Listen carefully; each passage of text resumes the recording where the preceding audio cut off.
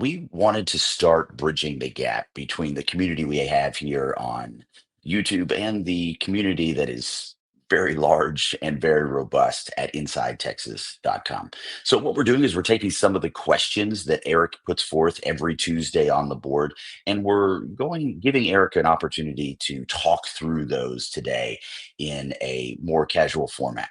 So, here we go. Let's get going. Let's bring Eric on right now, and we're going to go through our first question. So, the first question of the day, Eric, comes from our very own UT grad 91. And the question is, do you expect Endries to have a great game similar to Helm last year against Michigan? I think one of the questions everybody wants to make, or those analogs people want to make, Eric, is the one-to-one between one year and the next, but these are two very different players. I'd love for you to talk about it. Yeah, well, we're about to head to Dallas for happy hour, and UT grad, I believe, lives up in DFW. Good to hear from him. That is a bit of a loaded question, right? If I say they want me, Right. it's going to be just like Gunnar Helm, exactly like Gunnar Helm in Michigan. But what if it's like Ja'Tavion Sanders against Alabama?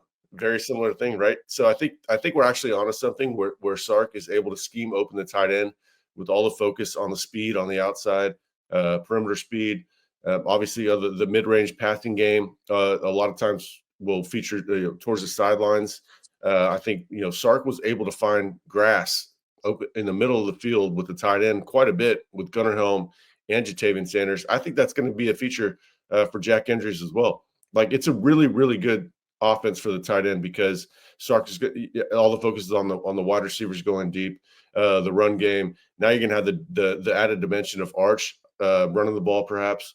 I think Jack Endries is set up for a very good game. I would say 5 for 70, something like that. I would say that's a pretty good debut. All right, this question comes from Longhorns legend, and he asks you a two-part question. So we'll start with the first one. Take a guess at the running back carry distribution for this game. Obviously, a very deep room for Texas. Yeah, it's a deep room, but Sark's trying to win this game. I think it's going to be more of it's going to be a shorter depth chart for this game, simply because they're trying to play their best players, and that's not to say take anything away from Jared Gibson or Christian Clark, but they're trying to win this game. It's going to be a shorter bench, so I would say 17 for Trey Wisner, 12 for CJ Baxter, and then whatever Arch wants. So Arch is going to get his own. He's going to call his own number a handful of times. Sark is going to call his number a handful of times. I could see eight from Arch. Now, if they get that many carries, that'll be good. Maybe Trey has 15. Who knows? Trey had 17 last year against Ohio State, but he didn't get much help. It might be on the wishful thinking side. If they had that many carries, it's going to be a good thing for the Texas offense. But I'll say 17, 12, and call it 8. We're going to stick with Longhorns legend here. He's asking about now the wide receiver position, and his second question is this: is this game going to be a coming out party nationally for Wingo, or does Ohio State devote all their attention to him for a more balanced attack? There's a lot. This is one of those loaded questions too. There's a lot of caveats in there.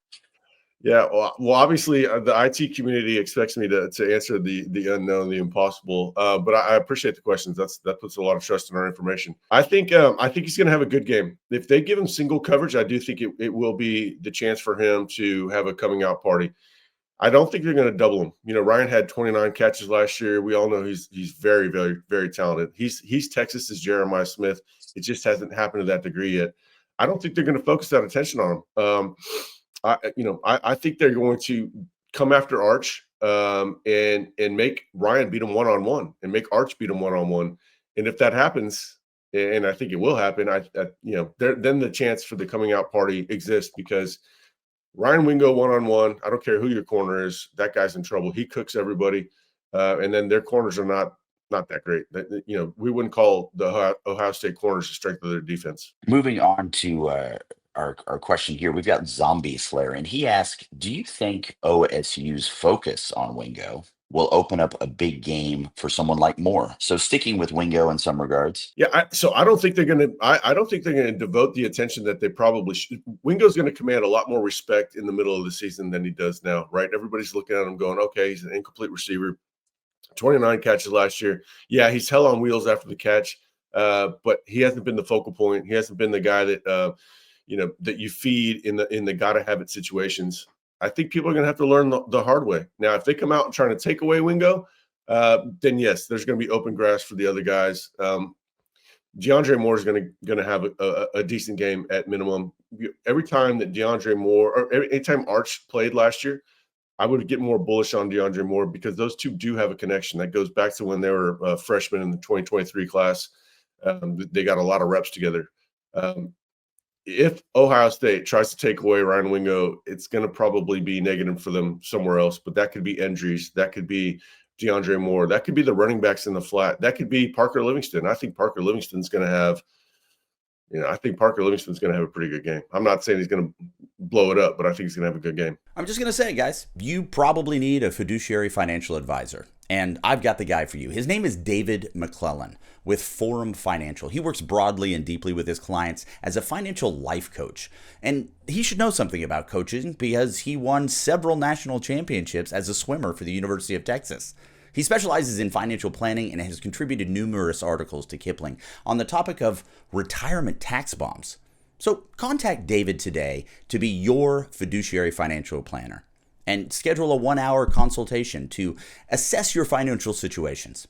The free consultation is available, so just give him a call. The number is 312-933-8823. That's 312-933-8823. His email is also in the description below. This one comes from our very own Hornio, and Hornio is asking, can you compare Neto's game to Hayden Connor's and Hudson's to Majors? Obviously, we are on the offensive line here, a position of change. So how would you compare their games? Yeah, well, the problem with Neto is he's not nearly as consistent as Hayden. Like they knew what they were going to get with Hayden down to down, and that is a huge value to the offensive line coach, the offensive coordinator.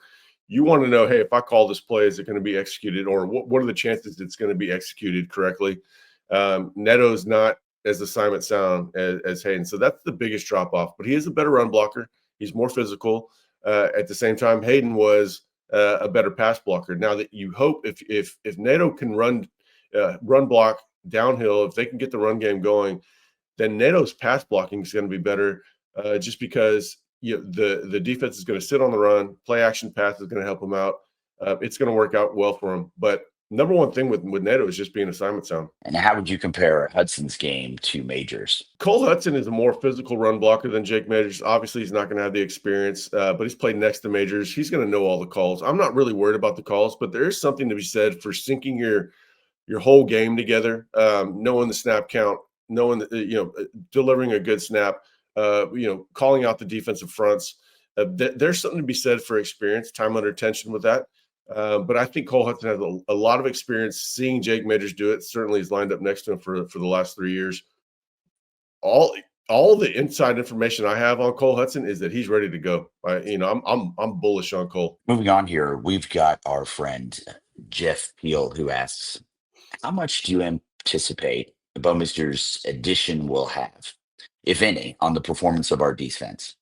Could the reduction in short fields elevate it to the upper echelon of all-time elite units, or is that a bit too rose-colored? Now, this is the player that you have been very bullish on since he got on campus and his ability to potentially flip the field. Yeah, I don't often get excited about a punter, but I'm excited about Bowmister. We had a source say that you got to put him in your top 15 players. All I could do was put him at 15, but the source was thinking that maybe he should be even higher than that. I saw him kicking. There were 5-second hang times. So many times last year, the Texas defense was betrayed by the punting unit or by the offense, by special teams in general. I think that's going to change. I think we're headed for a major correction on that front. Bowmister is going to be a secret weapon.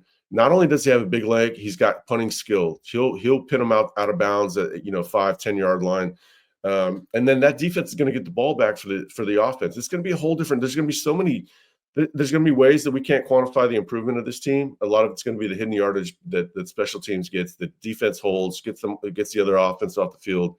Bowmister is going to be really, really good for this team. This is, Eric, our last question of the day, and this is coming from Hookem EMS or Hookums 21. Should we expect Niblet to be more like Bolden or Keelan? Oh man, this is a tough question because we haven't seen it. I think that I still don't know. I still don't think Sark knows exactly what's going to happen here. He just wants to get a really fast player that he loves, that has really high football character, that's tough, that's extremely fast, fastest player on the team. He wants to get that guy on the field. Now, I've called it 21 personnel when he's out there because more often than not, that's what the coaches are calling.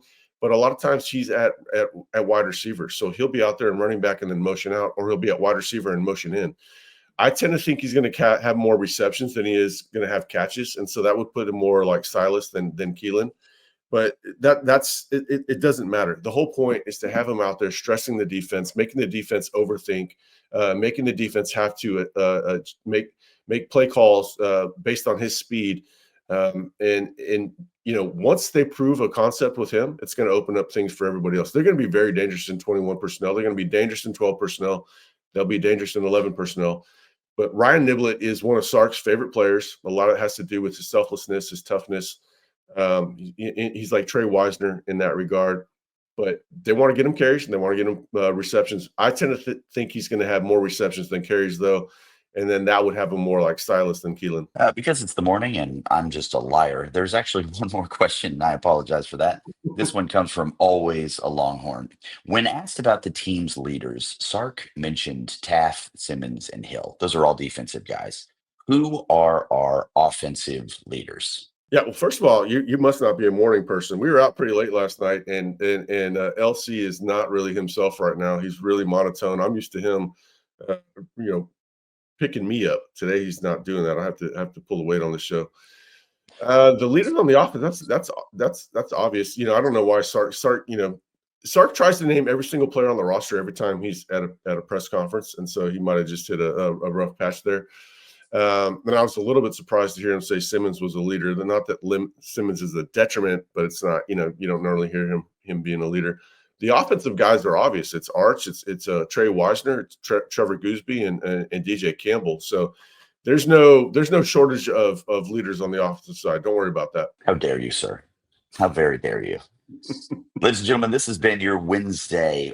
We're just going to call it our question session. We invite you to join us at InsideTexas.com. That's where all these questions coming from. It's a very great community over there. It gives us the opportunity to interact far more frequently than we can on a medium like YouTube, and we wanted to try to bridge that gap. So on behalf of Eric, I'm going to speak for Eric right now. We thank you so much for being here. Join us at InsideTexas.com. We'd love to have you be a part of our community and get these questions in. Eric's going to try to put them out every day on Tuesday for you to get the opportunity to get some more insight into what's happening in the game. All right, big game this week. We'll see you on Saturday.